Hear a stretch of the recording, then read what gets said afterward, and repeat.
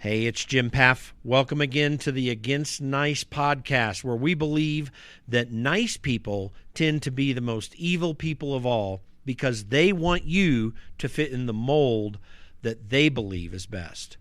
We believe in a culture and government that honors individual decision-making, where you choose the direction of your life. This is the best way to promote justice and fairness in society, and to promote an attitude of kindness which looks to the benefit of others, not to yourself.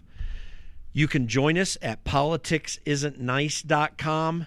Click on the Join Us button there at the top right and join our email list. Let's get going with the podcast. I'm really excited about this podcast. We're going to be spending some time with Larry Reed, Lawrence W. Reed, as you search for him on the web. He's the former president, now president emeritus of Foundation for Economic Education. Larry has written a book not long ago called Was Jesus a Socialist? And he answers this question because there's a lot of confusion in the church. There's a movement actually from the Democrat side of the aisle to try to affirm that Jesus was a socialist. A huge amount of misunderstanding out there, a belief that these commands to do good, to offer charity, and to care for others is directed towards the government. But in all of Scripture, it's only directed towards individuals and what their individual responsibility is. There are a lot of issues around that. I want to play a brief clip of Larry's Prager University video where he addresses this issue of Jesus and socialism, and then I'll get back to the introduction. Was Jesus a socialist? Well, if socialism is nothing more than being kind to other people, then you might think the answer is yes. But you can be kind to other people and be a capitalist. John D. Rockefeller probably gave away more money than anyone in human history, and he was certainly a capitalist. Bill Gates and Warren Buffett have given away millions, too. To get an accurate answer to our question, we need to define socialism. Socialism is the concentration of power into the hands of government elites to achieve the following purposes: central planning of the economy and the radical redistribution of wealth. Jesus never called for any of that. Nowhere in the New Testament does he advocate for the government to punish the rich or even to use tax money to help the poor.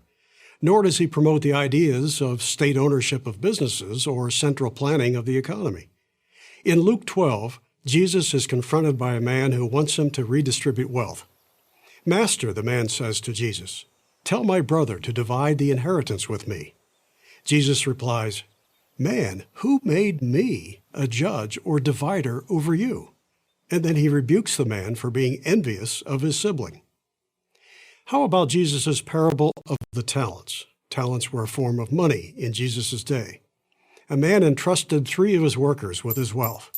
The 2 who invested the money and made a profit were praised, and the one who buried his share so he wouldn't lose any of it was reprimanded. Sounds a lot more like an endorsement for capitalism than socialism, doesn't it? So there is no evidence that Jesus was a socialist, and there's lots of evidence that he supported free markets. In addition to the parable of the talents, Jesus offers his parable of the workers in the vineyard. In it, a landowner hires some laborers to pick grapes. Near the end of the day, he realizes he needs more workers to get the job done. To recruit them, he agrees to pay a full day's wage for just 1 hour of work. When one of the laborers who had worked an entire day complains, the landowner answers, "I'm not being unfair to you, friend. Didn't you agree to work for a denarius? Don't I have the right to do what I want with my own money?" That's a testament to the principles of supply and demand, of private property, and of voluntary contracts, not socialism. Jesus never endorsed the forced redistribution of wealth. That idea is rooted in envy, something that he and the 10th of the 10 Commandments railed against. Jesus was not a socialist. He couldn't be. He loved people, not the state. As you can see, there's so much more than just these requirements for charity related to the issue of socialism and Jesus. To the contrary, there's a bunch in Scripture that shows that God himself fundamentally lays out a capitalistic, individual liberty approach to economics. And that's very important to understand. There's so much to this that every one of us needs to understand. Now, we have a far-flung conversation, Larry Reed and I, on other issues as well, voting, the COVID-19 situation, and some of this other stuff. I think you're going to really enjoy this interview, so let's get right to it with Lawrence W. Reed, Professor Emeritus, President Emeritus, former full-time President of Foundation for Economic Education. All right, folks, welcome to the Against Nice podcast. I'm here with Lawrence Reed. I can call you Larry, right? Oh, absolutely. Good, great. Larry Reed. Larry is just a really interesting guy that if you follow Facebook, you're going to see a lot of articles, particularly if you have an economic libertarian understanding of things. You're going to see a lot of articles from the Foundation of Economic Education. Larry is the outgoing president of FEE. I think you're still kind of helping run things, even though you're in transition, I assume. Well, actually, we completed that in May of 2019. I, at that time, went from the role of president to that of president emeritus. Yeah. So there's really no further transition, but I'm still very active with FEE too. Good. Yeah. And I still see your articles a lot. I love FEE's work. It's, I think, one of the best approaches to talking about economic principles, because there's so much technicalia that comes out, even amongst movement, quote unquote, libertarians who are passionate about these issues. And you guys have always done a great job with that. And I think that happens in your case because you taught economics full-time from 77 to 84 at Northwood University of Michigan, and then you chaired that department from 82 to 84. Larry served for 21 years as president of the Mackinac Center for Public Policy in Midland, Michigan from 87 to 2008. And then he became president of Foundation for Economic Education in 2008 after serving as chairman, writing a bunch of articles since the 70s there. So Foundation for Economic Education, great organization. I think anyone listening to this podcast and really wants to understand appropriate economic principles. I don't like to even call them conservative economic principles because there's so many conservatives, Larry, who really are not what we think and what we think we mean by conservative. But these foundational principles of economics that go all the way back to Adam Smith and through Hayek and von Mises and Friedman and others. This is why is it really important to understand these origins of economic principles, and why are they so important for this country? The names that you mentioned, Jim, are among the giants of market economics who contributed in tremendous ways, great contributions to understanding the world in which we live. Hayek, Friedman, Mises, so many others of that category. In the last 100 years or so, magnified our understanding of how markets work tremendously, more than anybody since Adam Smith. So understanding what they had to say, why they, in some cases, actually won a Nobel Prize and lots of other public recognitions is critically important. Each one made some eternal contributions that are worth remembering and considering. And if you don't know them, I think your knowledge of economics is going to have some gaps. Yeah, and Nobel Prize winner Milton Friedman. It's kind of interesting because it's funny to me. Economics always ends up in the liberal arts curriculum of a college, and I understand why, because it is a study of human behavior. But there's also a lot of technical research that's required to be good at economics. That's the reason that Friedman won the Nobel Prize. But even more importantly, his particular prize, was really focused on something very practical, something very useful. And economics is a useful study because it really is a study of human, and this is why it's liberal arts. It's a study of human behavior, Yeah. But it's so much more than that. There are principles that are really important for us to grab onto as we're really trying to analyze what the heck's particularly going on in Washington, D.C., but really in our day-to-day lives. Yeah, and you mentioned Friedman a couple of times. He was one of those rare examples of an economist who could speak to any audience. You could put an audience of PhDs in front of him. He could talk their language. He could be persuasive. And if a man on the street walked in, he'd say, "What are these guys talking about?" But when he had to, he could certainly communicate to the average guy in the street too. He was incredibly persuasive and convincing, and also a very nice guy. But so many academics, they may know how to get an article published in some journal read by 10 people, but they don't know how to communicate to broad lay public audiences. Friedman could certainly did that very well. I think anyone who isn't aware of Friedman, or even if they are, but they're not constantly thinking about economics, they need to go onto YouTube and look for that Phil Donahue interview that he did back in the late 70s.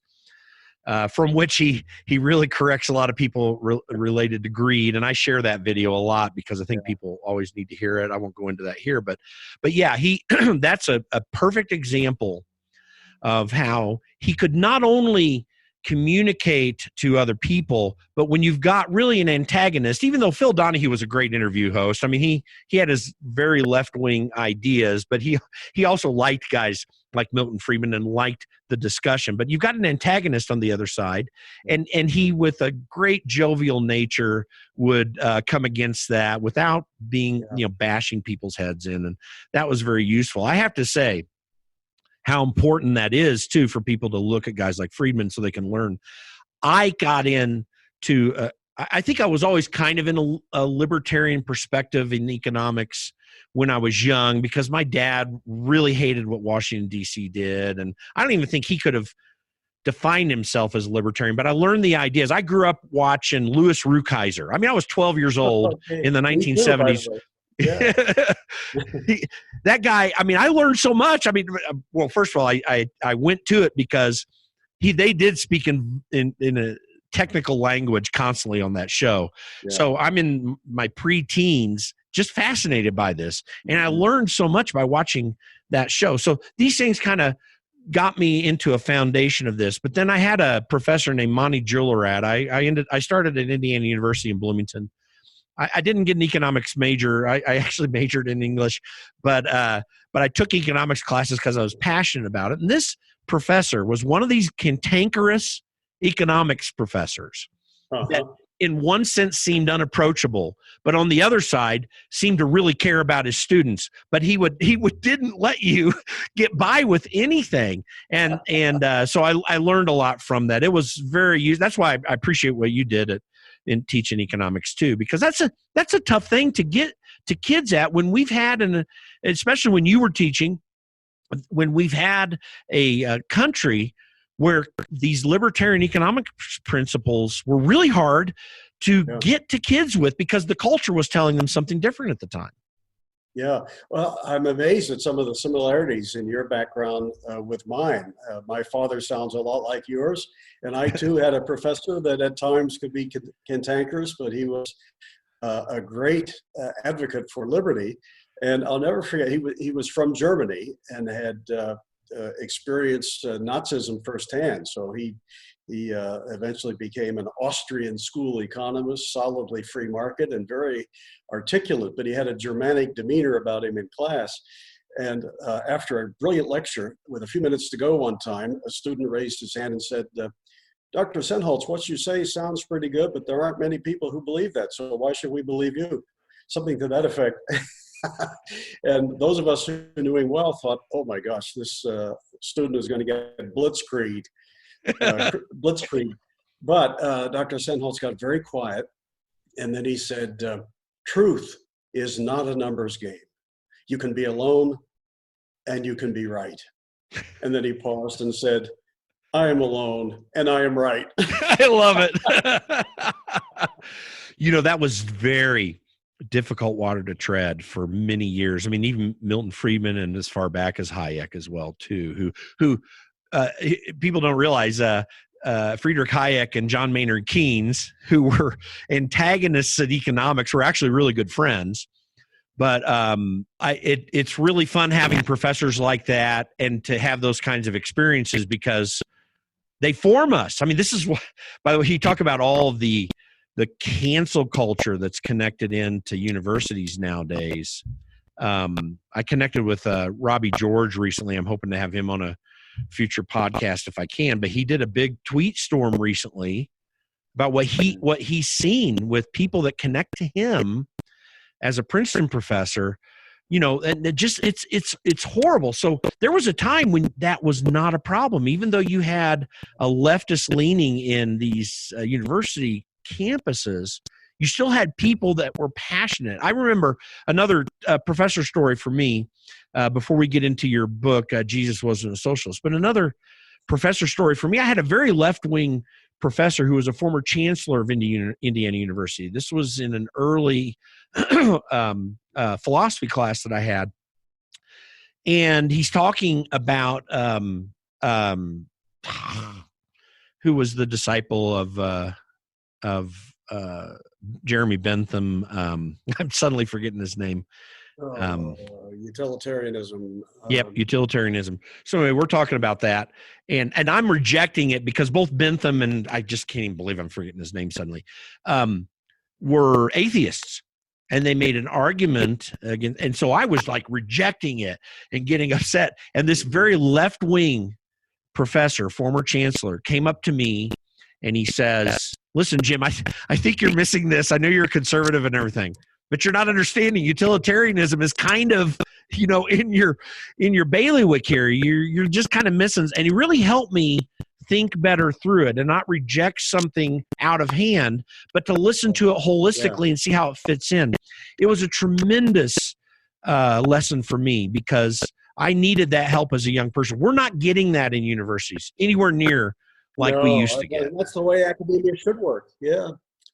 It's sad, and it's gotten so bad that when I talk to parents and they say, should my youngster go to college, or where should he or she go, I tell them to be very careful the place you choose and consider seriously not sending them at all. Look at an alternative, because so many institutions of so-called higher education are just scams now. It really is, and it's harming our debate in this country, and it's making it very difficult. So I think this is a good transition because one of the great myths that exists out there of John Stuart Mill, who is who I was thinking about, but one of the great myths out there right now is the myth of socialism and its utility in a society. What the worst part about this is that the concepts of socialism have seeped into the church, and by the church, even though as an evangelical Reformed Christian, I kind of think people can think a lot about that in the church. I'm kind of saying it more broadly. I think people of goodwill, in the Judeo-Christian tradition, whether it's Christians or Jews and even to some degree Muslims, people of goodwill know that this socialism thing is really not good for society. But there's a confusion because many of these people think that the Bible teaches this, and you and I have seen this for years developing in a way that's very difficult. We were talking before the program, but I spent 8 years on Capitol Hill as chief of staff for a couple different congressmen. And the professed Christians who are elected members of Congress, I say many of them vote like Satan because they're not voting biblically. Yeah. But it's because of this challenge that has come through a lack of education when it comes to economic principles, that the Bible really does support a view of economics that is individual, not individualistic, but individually individual responsibility, and no teaching of government responsibility, except where injustice comes in through government actions. And so you wrote a book recently called Jesus Wasn't a Socialist. No, it's was Was Jesus. Jesus a socialist? Sorry. Yeah. I got my But you're right, dyslexia that's coming the in there. conclusion it comes to. That is the conclusion. Was Jesus a socialist? And this is a critical book. I've heard a lot of interviews. We didn't know each other before this, but I've heard a lot of your interviews, read some of your articles. And I wanted to really talk about this because I call myself a Christian libertarian. And that seems odd. That seems actually contradictory to a lot of people. I've been saying this, though, since the 1990s when I first got involved in politics, because I think we need to understand that libertarian economic principles, my big beef with the Libertarian Party is that even though there are a lot of good people involved with that, fundamentally at the end of the day, you would think that the Libertarian Party's platform was, if we can just make drugs and prostitution legal, we'll all be free. That's kind of my beef with the Libertarian Party. And so I'm small L libertarian. These principles are really biblical in foundation, in my opinion. Okay, so why did you write the book? What are you trying to convey? Tell me a little bit about that. Okay. Well, I've been hearing this myth for decades that Jesus would have been sympathetic to the ideas of socialism. I've always been uncomfortable with that, couldn't square it with what I understood from the New Testament, and decided a few years ago I was going to dig into it in more detail. And the first result of that was a short essay on this subject in 2015, and then a Prager University video. And both were so popular that I decided the topic was worth diving into in great depth. So the result of that is this new book, Was Jesus a Socialist? I couldn't find anywhere in the New Testament, in any of the words of Jesus, Jim, anything that is even remotely sympathetic to the ethics or the teachings, the principles of socialism. None whatever. Jesus never advocates for government ownership of the means of production. He never suggests that the central planning of an economy by political elites is the way to go. He never favored forcible redistribution. I mean, for crying out loud, whenever the 5,000, the story of the multitude, the 5,000 who approach him and to hear him speak, they're all very hungry, and all the disciples have to feed them are 5 loaves of bread and 2 fishes. What does Jesus do? If he were a socialist, he would have told the disciples when they asked, how are we going to feed these people? He would have said, well, go find a neighborhood of rich people, or maybe a bank or a marketplace, and rob those places, take from those people and bring it all here so we can redistribute. But instead, he uses his own unique power to magnify those loaves and fishes, and then feeds the people without even pilfering a crumb from anybody. Socialism is rooted in force and envy and ugly attitudes that revolve around punishing successful people, counting the other guy's blessings instead of yours. None of that is biblical. So those who suggest that Jesus was in any way sympathetic to socialism, I think probably either haven't actually read the New Testament, or have decided that their political agenda is more important than anything Jesus could have said. What are the real consequences of this idea in the church, and why do we need to talk about this issue? Well, let me put it in terms of the angelic conflict, good versus evil, God versus Satan. If I were Satan, and my objective was to undermine creation, to corrupt and destroy humankind, and I had to think about, now how do I go about doing that? Well, socialism would be one of my primary tools. I would say, well, let's, humans are so flawed, so let's get them to concentrate political power in as small a number of people as possible. Let's give anointed humans massive power to push other people around, take their stuff, redistribute, and all this and that. That'll corrupt them good. And of course, it does. And so the church needs to understand that one of the principal tools that the forces of darkness use to enslave and misinform and destroy people is the concentration of political power for purposes that socialists say they favor. Yeah, that brings me back to the video of Milton Friedman I said I wasn't going to talk about, this whole idea of greed, because in that Phil Donahue interview, Phil Donahue says, don't you ever have second thoughts about capitalism, with all the greed and stuff? He says, well, first of all, what is greed? The other guy's greedy, not me. He's like, you think that politicians aren't greedy? You think that, this is the thing, which is one of the great things about Milton Friedman, is arguing from the logic of the actual situation. I mean, we are an illogical society right now, but the logic of it is to ask. So suddenly, it's all the people that try to do well for themselves or build a business or make profit that are greedy. You think that politicians can't be greedy, and that is the real lie of socialism, isn't it? Oh, and in fact, it's not an exaggeration to say, Jim, that the greatest or the greediest people, the people with the greatest degree of greed in the world are the socialists. Think about it. They're the ones who are always talking about money, not as something that they would like to,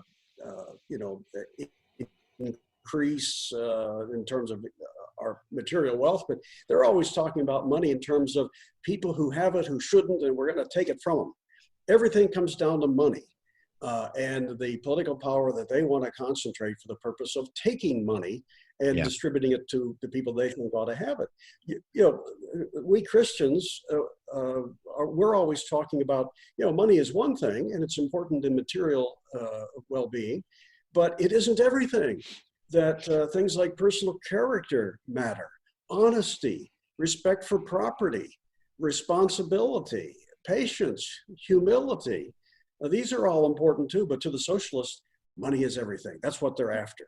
Every scheme they propose involves seizing somebody else's money for purposes they think are best.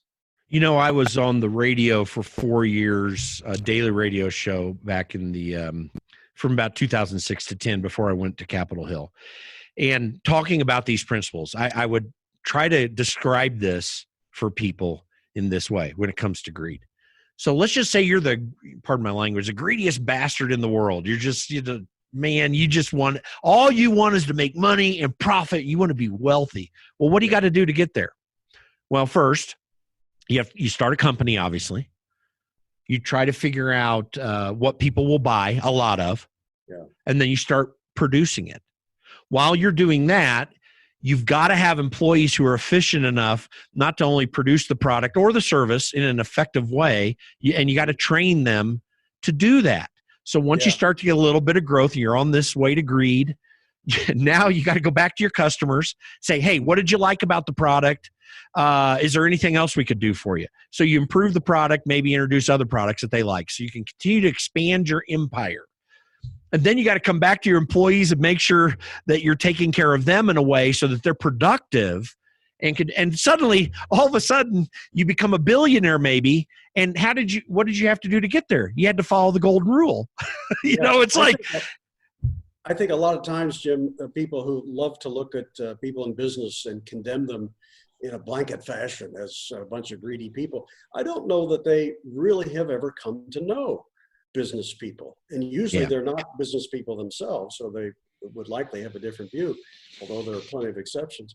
But the business people I have known, with few, if any, exceptions, they're not in business because they want to accumulate coins, piles of gold coins, and play with them in their basement. I mean, you really get to know them and you discover they're in business. Why? Because they value independence. They want to be on their own. They want to create wealth. They don't want to be a burden to somebody else. And they enjoy creating products that other people willingly say, I'd like to give you something for that. They enjoy solving problems. And that dimension of entrepreneurship is completely lost to the socialists. All they can see are evil, greedy people whose money they want to take. Well, let me put a cap on that with my experience. 8 years in Washington, D.C., these are people who not only are on average making a vastly higher income than the average American, but they are actually, in a sense, so to speak, sitting in their basement playing with their coins after their $150,000 a year or more salary that are working in Washington, D.C., working in an area that has 7 of the 10 wealthiest counties in the United States, only one of which, when you get up to Reston and Loudoun County, only one of which has any economic productivity taking place in it. And that's, you've got Verizon there, you've got AOL was founded up there. There's a little bit of economic activity, but nothing relative to the incomes that are there. That entire system is built on our money coming out of the hinterlands and plopping down right there in Washington, D.C. And they are counting their coins. Yeah, and so many of them cannot stand apart from themselves and look at themselves objectively. And if they could, they would have a guilty conscience most of the time, realizing, gee, I may not be really adding to the wealth of society at all, but I sure am subtracting from it. There's an awful lot of people out there who didn't have much ability to say no thanks when the tax collector came and took their money and gave it to me. Yeah, that's exactly right. So really, the point you're making in your book that I think is so critical is that the fundamental principles of the Bible, the moral and logical, if you want to say, principles of the Bible, really do center around free market economics in a fundamental way. I tell people a lot, I want to get your sense of this. I point people to 1 Samuel 8 quite often. So right at that juncture in the Old Testament, Samuel is the judge of Israel, and Israel says, we want a king. And it really ticked Samuel off. And then God said, no, they haven't rejected you. They rejected me as a king. And then when God lets them do it. And when Samuel describes to them what it's going to be like under a king, I mean, that almost reads like the newspaper today. The things that were that they would be responsible for. But here's the critical thing to me. There are a lot of instances in history that lead up to the kind of legal, judicial and economic freedom that culminated in the United States. So we can point all the way back to the Code of Hammurabi. We can point to Magna Carta. There's some of these various things that we can look to. In the case of those two codes, though, those freedoms were left to the gentrified stratus of economics. It didn't go all the way down to the people. No one points out the fact that ancient Israel was not a theocracy, by the way. I mean, it was a theocracy in the sense that they were responsible individually to God. But as a government system, it was not a theocracy. That was really, in my opinion, the first major instance of liberty-minded government that ever exists. Because what was the government connection? The government connection was two people have a dispute, they go to a judge. They get it resolved, and then they go back and live their lives. You're talking about the period of the judges. So that was about the period of the judges. Yeah. From Moses, not really Joshua, but from Moses all the way to Samuel. Yeah. Which is, I think, a 200 or 300 year period. 350. And 350. Thank you. And that's a significant aspect of history. It's an example we should be able to look to. I think. Would you agree with that? I think to a great extent, yes. Now, the Old Testament makes plain that there were periods in that 350 years where the Israelites lost track of the commitment that they had made to God, and they paid for it. And there were some wars and so forth. But the overall governing structure was as close to a libertarian commonwealth as you can imagine. There wasn't a monarch, as you point out, until Samuel caved in and said, okay, if you want one, here it is. But he told them what they'd suffer because of it. But there was widespread consensus among the Israelites that this is the way we want to be governed, that we have a common understanding of what the law is and what we should and shouldn't do, and we accept the rulings of the people who will be our judges, and they were people of integrity, most of them. One was a woman, as you well know, Deborah. Right, was absolutely. a good, judge and led the successful effort to defeat the aggressive Canaanites. Hmm. So yeah, it's a fascinating period, and generally speaking, a kind of libertarian one. Yeah, I agree. But by the way, it wasn't just libertarian on the upside where the judicial system was working well. It was libertarian on the downside, if you really think about it. So one of the things that we haven't upheld in this country in recent decades, maybe the last century possibly, as well as we should, is that a truly free society, everyone reaps all the benefits of the good decisions that they make, Yeah. but they should reap all the negative consequences of the bad decisions that they make. And that's not fair. Why should people have to go? Well, the reason is that what ends up happening at the end of the day is people moderate their approach when Yeah, the this is how risk we learn. is We great. learn from our mistakes.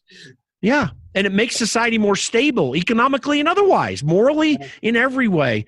Because not only your good decisions aren't only on the P&L sheet, okay? That's part of it. But your other decisions are what leads to that P&L, which does include human interaction. Yeah. And this is a Christian principle. You know, Matt and Terry Kibbe, who run Free the People, are good friends of mine, and they have T-shirts that say "Don't hurt people and don't take their stuff." Yeah. I think that's the title of that book. Yeah. Yeah. That is a biblical principle at its foundations, isn't it? Yeah. Yeah. Absolutely. The Ten Commandments. Jesus made it plain that when he came, it was not to overrule or countermand the law, by which he meant the Mosaic law, principally the Ten Commandments. You have the eighth and the 10th of the Ten Commandments. Both of them, I think, are strongly economic in nature, or at least have strong economic implications. One of them says, "Thou shalt not steal." Yeah. There's a period there. It doesn't say, "Thou shalt not steal," unless the other guy has more than you do. Right. Or thou shalt not steal unless you're just absolutely convinced you could spend it better than the guy who earned it. It says, or it doesn't say, "Thou shalt not steal," unless you hire a politician to do it for you. And then the other commandment I was referring to, the 10th, says, "Thou shalt not covet," which is, again, it helps establish private property. If it's not yours, keep your cotton picking fingers off of it. Focus on yourself instead of counting the other guy's blessings. Yeah, no, that's exactly right. And I think, in fact, is there any place in the Bible that commands a government to undertake an economic consequence to individuals? So, for example, people always argue, well, Jesus says to take care of the poor. Yeah. Well, okay, but he does. But does he ever command it to government? Did God ever do that in the Old Testament?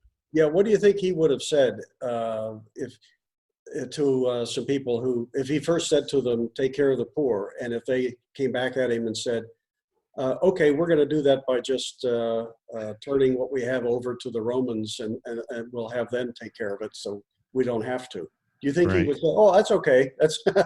He Yeah. would say, "Look, I'm interested in what's in your heart, and what you actually do of your own free will with your own resources is what tells me what's in your heart." And Right. sitting back and saying, "Let the politicians do it," may make you feel good. But that's not what I'm talking about. I'm quite sure that's what he would have said. So, so what does the Bible command of people when it comes to these issues? Well, as I mentioned a moment ago, one very important commandment is don't steal. And that has implications. Socialists have to explain why their prescription for economic policy isn't theft. Well, of course it is. Listen to any socialist talk, and they have a laundry list of not helpful hints for the comment box, but rather very specific, mandatory, compulsory, coercive decrees. They want to dragoon people into their schemes. They want to steal money from people and give it to somebody else. So Yeah. they're the ones that have to explain where the biblical basis is for that. The Bible also says, "Be humble. Don't act like you know everything, because you don't." So that's, I think, central planner type people need to consider that and think that they can, whose own lives may be a mess, but nonetheless they think they can plan yours. They need a little humility, which the Bible teaches.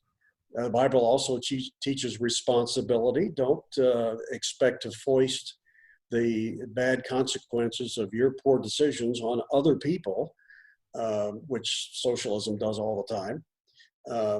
So I think it basically says, do unto others as you would have others do unto you, the golden rule. Socialism undermines the golden rule because it rests not upon voluntary, mutually beneficial interaction and respect for the lives and property and decisions of others. It rests upon a small political elite with concentrated power pushing other people around. So you talk in your PragerU video, which I'll share on this podcast, talk about the parable of the talents. I think it's one of the key portions of Scripture to deal with whether or not socialism is even a proper economic principle at all. And it's very profound, actually, as well. I agree. It's a parable told by Jesus himself, and he talks about a man who's leaving his estate for a time, and he calls three men together, and he says, I'm going to entrust a portion of my wealth to each of you. And by the way, the initial distribution is not egalitarian, it's not equal. And he says, when I come back, I'll see what you've done with it, and good luck. So then the parable picks up when the man returns. He calls the three guys together, and he says to the first guy, what did you do with the talents, which is a coin, a measurement of material wealth. What did you do with the talents I entrusted you with? And the first man says, oh, you'll be happy with me. I buried it in the backyard, and so I have exactly what you entrusted me with. Well, Jesus doesn't say, oh, hey, that's pretty good, thanks. No, he says, what? And I'm paraphrasing, but this is basically what he says. You mean you didn't do anything with it? You didn't magnify it? That's terrible. That's terrible. So he condemns him. And then he says to the second guy, what'd you do with it? And the second guy says, oh, I invested it, and I've got 2 or 3 times now what you entrusted me with. He's praised. And then the third guy says, oh, I've got about 10 times what you entrusted me with. How about that? I really did the right thing with it. And Jesus gives the greatest praise to the third man, and then he takes one further step in this parable and says, we're going to take the money from the first guy and give it to this third guy because he knows how to magnify wealth. Well, if Jesus were a socialist, he could never have the man say that. He would say things like to the third guy, oh, you must be greedy. You're focused on material things, and we're going to have to punish you for your success. Of course not. I mean, that's childish, infantile, baby stuff that socialists are motivated by. But I think the parable of the talents is profoundly pro-private property, entrepreneurship, individual initiative, a voluntary contract. I mean, so many principles of free markets are embedded in that parable. They really are. And we talk about the positive lessons. Yeah. The negative lesson, let me just emphasize this. The negative lesson is the guy who hoarded it was rebuked.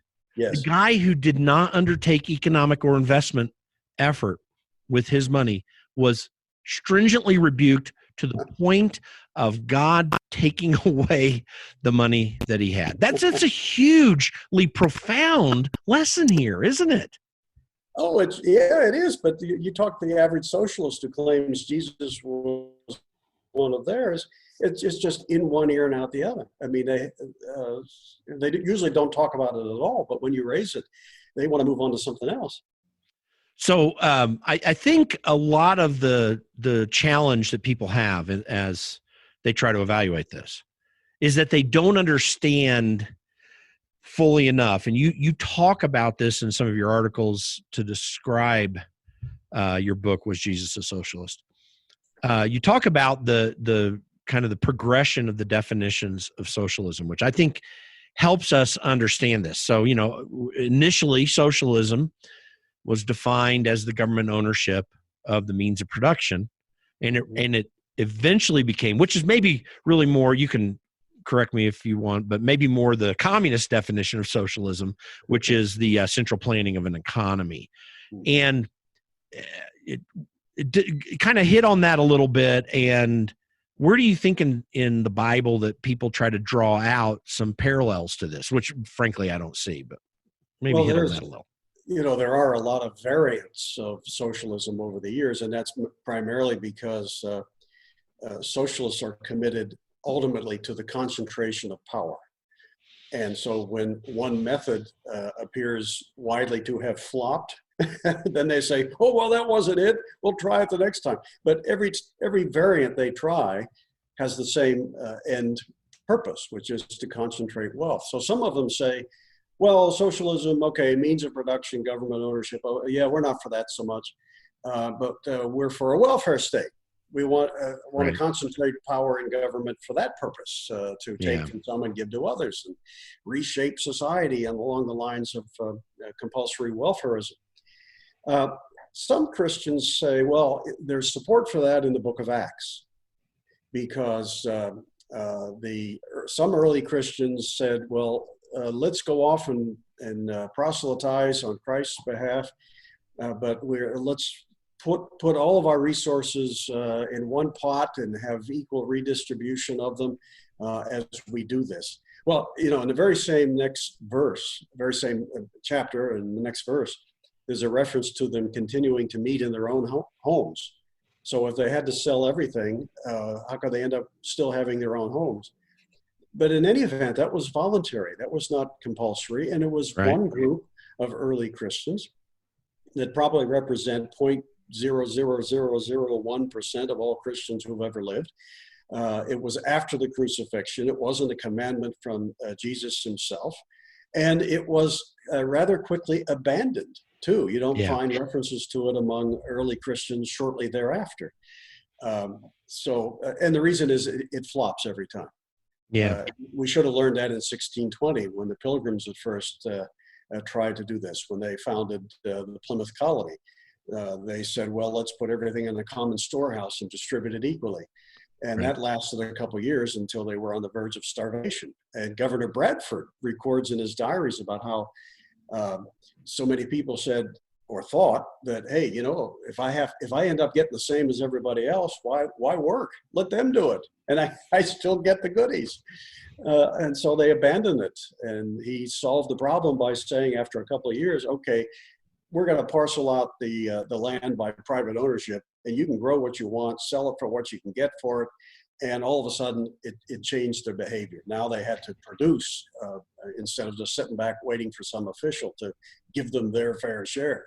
Adam Smith's invisible hand. It's one of the great and there might be a spiritual aspect to this that God superimposes on society providentially, but to be candid, much of the concept of the invisible hand, and I think Adam Smith himself believed that in God's providence over this, but Adam Smith's invisible hand is merely, in my estimation, an explanation of the serendipitous power of individual pursuits. You'll notice you always hear this from Milton Friedman that it's just a sum total of people's individual pursuits.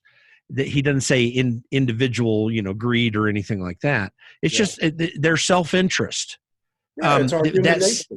Yeah, it is. And so when we're trying to do the best for our family, trying to grow something, and by the way, the supposed greed of people who run these businesses and make a lot of money, I got to tell you, for the most part, you definitely have people with bad motives, like the one I described earlier in my example. There's no doubt about that. There are a lot of people like that. But for the most part, and by the way, you only hear about those people on the news, on the business networks, because they're the ones that are always on. Yeah. And they're the ones who are regularly they're the ones that are regularly showing up. I'm going to edit this out because my wife just walked in. Sorry. Right. They're the ones that are showing up on television all the time who are touting themselves. You don't hear about the people who don't show up on TV Their motive is typically, I just want to build a great company that has a reputation that lasts long after me. These are the Jack Welches of the world who, I mean, he was a human being, so I know you can find something negative on him here or there. But the reality is the guy just wanted to make the GE great. He worked really hard to make GE great. He was upset when Jeffrey Immelt made it not so great, but it was that sense of accomplishment that, people want to make the money. They want to do well. There's no doubt about that. But that sense of accomplishment is really the driver for the vast majority of us imperfect human beings who are trying to accomplish something in a free market society. That's right. And, an entrepreneur who engages in voluntary, mutually beneficial commercial activity, creates wealth, builds enterprises, employs people, has every reason to believe that he or she is a kind of hero.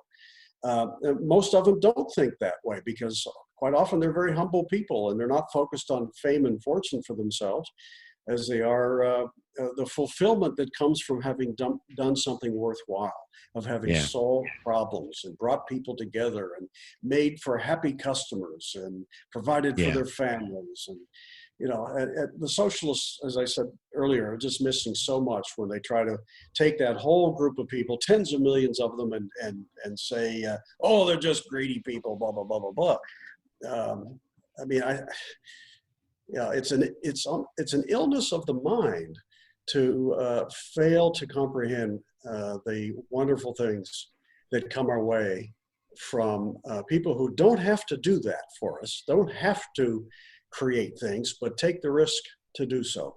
We should be celebrating them, not vilifying them and driving them out of the country or into penury. So in your book, is there something maybe that we're missing here that is really key that people need to understand to get that book? Well, I would say a couple good reasons to get it would be, one, whether you're Christian or not, there is profound concentration in the book on actual words of Jesus, not somebody's interpretation of what they think he said, but rather what he actually said. So you may not be a Christian, you may be of another faith or no faith, but you can appreciate the book because it offers actual evidence from the real words of Jesus, not just somebody's supposed summation of it. And another reason is there's lots of good economics in there. You come away with a far better understanding of things like private property and free markets and the price system and incentives and so forth. Yeah, and you come from years of experience in that regard, so that's very useful for people to understand. I've told young people in politics in particular that I've talked to through the years who, they want to do this or that thing in politics. I always encourage them, Christian or non-Christian, to read a chapter of Proverbs every day. There are 31 Proverbs, half of the months I have 31 days, half don't. But and I say, listen, if you're not following God or whatever, there's still, the principles are fundamental. So if you can just get past that, if it offends you, of course, I hope it helps them. But if you get past that, if it offends you, the wisdom that is there is very real. There's so much economic wisdom in Proverbs. And the emphasis of Proverbs when it comes to economics is on individual behavior, moral behavior that leads to positive economic ends. Whereas we've got this thing right now, after so many years of government coming to the place where they monopolize charity. I mean, government does have an essential monopoly over charity, just like it does over education right now. If we could break those two monopolies, it'd be fantastic for people. But they've so dominated that. And now we come into the coronavirus situation. And this seeming plague, which is not so much of a plague, frankly, in my opinion, has led to the greatest economic shift towards central planning that I think that we've ever seen in this country. I mean, it always felt like it beforehand, all these big government programs. No Child Left Behind, which was the conservative version of we're going to do good things compared to the liberal versions in welfare programs. Bad all around. But this is way beyond the pale, and we're spending so much money in this right now. What are your thoughts on what's going on right now and what that means as it relates to the principles that you're trying to lay out every day? Well, I'm sure that when we face a calamity of this magnitude, that at least in the short run, there may be things government should do that it wasn't doing before. So one of my thoughts is anger that the government took us into this situation with its own fiscal house in such horrendous disorder. If you recall, just 8 months ago, we had a booming economy. And do you think with that, with the revenues gushing into the federal government, the budget was balanced? No, we were approaching $1 trillion deficit for a single year, even before COVID hit. Well, that says that our government wasn't even getting its house in order to be able to handle a calamity of this order. And so now the deficit is 2 or 3 times that much, which is hellacious and unsustainable. It's unimaginable. Yeah, exactly. Can you imagine, the American people ought to be really upset about this, because imagine if you have $1 trillion deficit in the best of times. Yeah. And then you get hit not just by a health calamity, but let's say something else like a major war or 2 or 3 of them. How would we ever handle that? We couldn't. I mean, that would be the financial demise of the United States. It's like there's an historical example of that, by the way. What about Germany, World War I? They printed up. We're printing money like crazy in this. It's not even a war.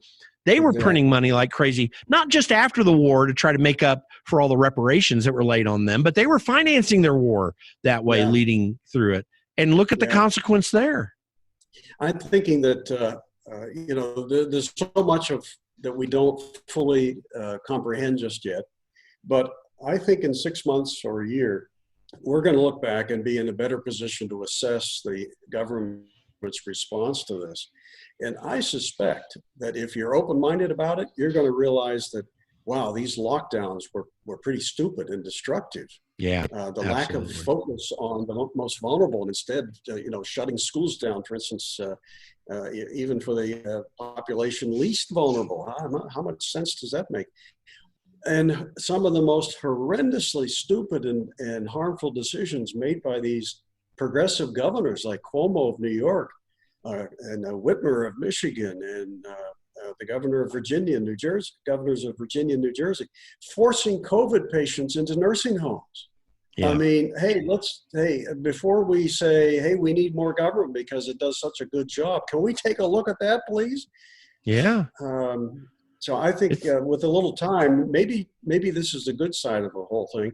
Maybe more people will come to their senses, and when we can look back and say, boy, the government did some incredibly stupid and unsustainable things and put our grandkids on the hook for trillions of dollars they'll never be able to pay.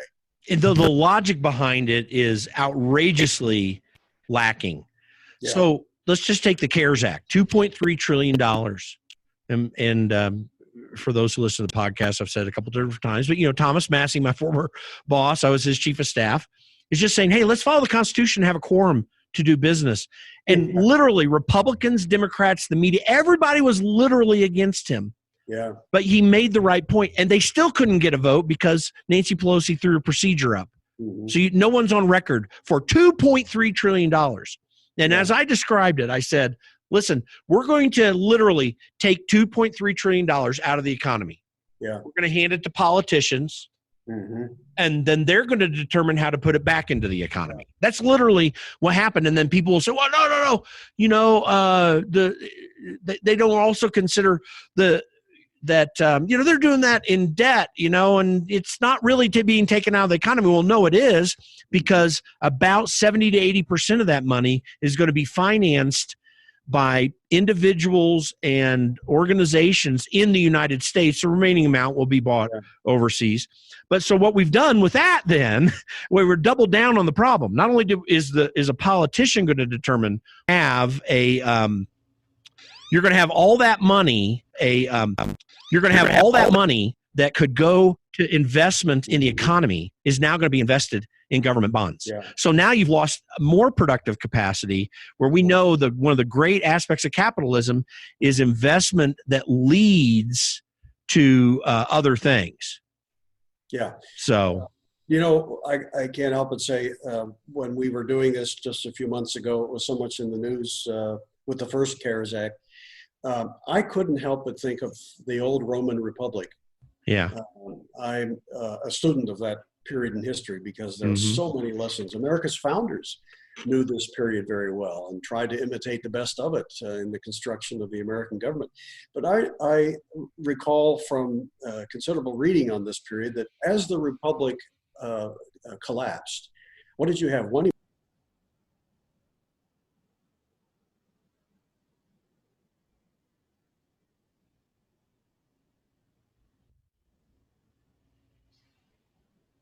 forget the Constitution for a moment, that kind of stuff. This is how liberty is typically lost in history. I mean, sometimes it's lost when a foreign invader takes you over, but more often than not, it's lost by salami tactics at home, one slice at a time, with people then apologizing or covering up for it and saying, well, we won't, it was an emergency. And then before you know it, their liberties are gone. Yeah, I agree. We've been talking with Larry Reed, former president of Foundation for Economic Education. Before we close down today, and I know we've gone a little over the time we had planned, but I really appreciate you sticking with me here. What do we need to do moving forward to educate Christians and people of goodwill anywhere on what's going on here and what we need and where we should be going? Let me answer that, Jim, by saying that so often in my public speaking, I have audiences who ask me, what's the number one problem in the country? And I always answer the same way. I tell them that the number one problem is the same today as it's always been in every country at every time in history. The number one problem is always character. Everything else depends upon it. A nation can rise to be free and prosperous if it's built upon solid principles of sound character. But if it loses its character, it will lose its liberty and everything else. That's one of the salient lessons of all of history. Liberty and character are two sides of the same coin. So I think we need to reconstruct and rebuild our character one person at a time. And let that rebuilt character be seen by your children and your friends, because most people learn more powerfully by example than they learn from a book they might read. And then apply those principles of character in your public life and in the public life that you demand of the people who supposedly represent you. You look around the country today and you find so many people who in public life are thoroughly corrupt. They only go to government to accumulate power and to seize other people's material wealth and distribute it to their friends. And instead of the folks back home seeing that as dirty, rotten business that they would like to have nothing to do with, instead they say, oh, great, vote for that guy the next time because he's bringing home the bacon. That's right. Yeah, and that's what the welfare state is all about. The welfare state is a situation where the politicians get well and the rest of us pay the fare. And we're all standing in a big circle with each of us having his hands in the next guy's pocket. That does not end well, never has. But it's, I think, a call to character. If you want to preserve our liberties, ask yourself, am I as responsible as I ought to be? Am I a humble person? Am I respectful of the lives of other people's property, of the lives of other people and their property? Do I teach these things to my kids, to the people I have the most influence over? Or am I just turning them over to the government and say, here, you teach them? Right. When we abandon these things and expect somebody else to carry the burden, disaster is the inevitable and imminent result.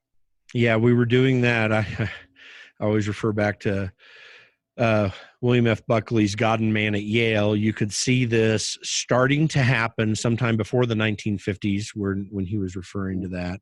But we really doubled down on this after the 1960s. And we lost an understanding of what this country was about. Now, we had a whole generation from that time that sustained this for a long time, but that World War II generation is almost entirely gone now. I mean, everyone's in their 90s, almost gone.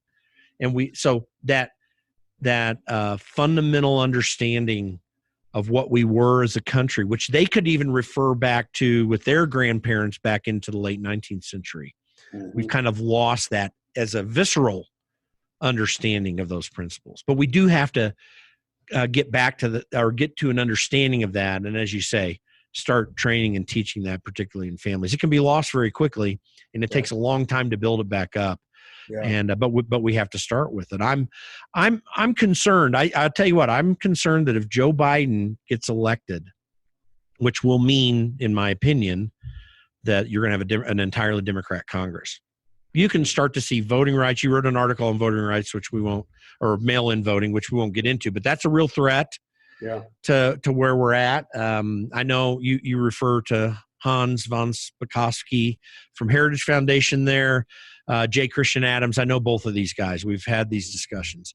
The risks to voting could become worse after a Democrat Congress. They could eliminate the Electoral College. They don't care about the Constitution. They could get rid of the Electoral College. They could mandate mail-in voting across the country. They've already been passing many laws that change how we do voting. And I've related this, by the way, historically back to how PRI came into power in Mexico after the Mexican Revolution of 1920s. Everyone's heard the name Pancho Villa. They probably don't know the history, but PRI dominated that country. They made every other party second-class parties in that country, and they were one-party rule for 80 years thereafter. Decades, and they did that from, quote unquote, is really from a corporatist end, but it was kind of from a right-leaning end. The Democrats could literally do that in our laws if Joe Biden gets elected. I'm not predicting it. I'm just concerned with it. This is what you saw happen in Venezuela, the strongest economy in South America. I'm concerned about this. Do you think we should be hopeless about this? Are there reasons for hope? We should never be hopeless. In fact, I think as Christians, we should recognize, those of us who are Christians, I realize you may have a broader audience, but certainly as Christians, we are commanded not to fret and sit back and let the world fall into the handbasket of the opposition. We are commanded to do what we know is right and to speak courageously on its behalf, to speak truth to power. So no, there's no reason to be hopeless. There's every reason to fight back. Never give the other side the luxury of winning anything without a battle. Don't be hopeless. I mean, we can turn things around, but it requires that we redeem ourselves and our character in ways that would allow a renaissance to happen.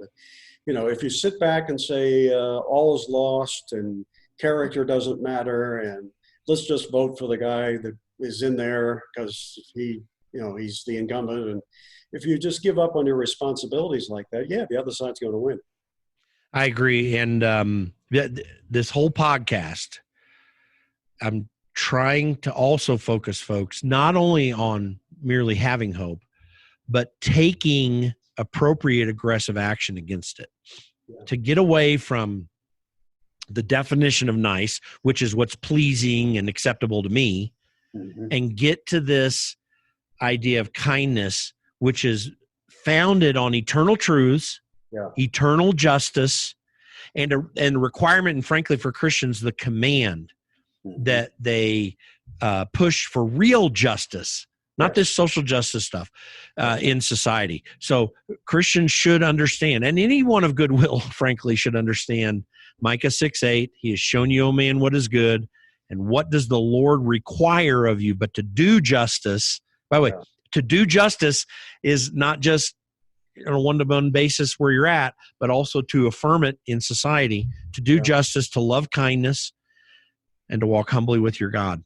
And I think reasserting these principles, if we can do it, and if we get enough people that are willing to be courageous to do so, I mean, we have to look to God's providence over the affairs of men. But that does not mean we are not to assert his principles along the way. And we need more. Christians are really bad at that right now in this country.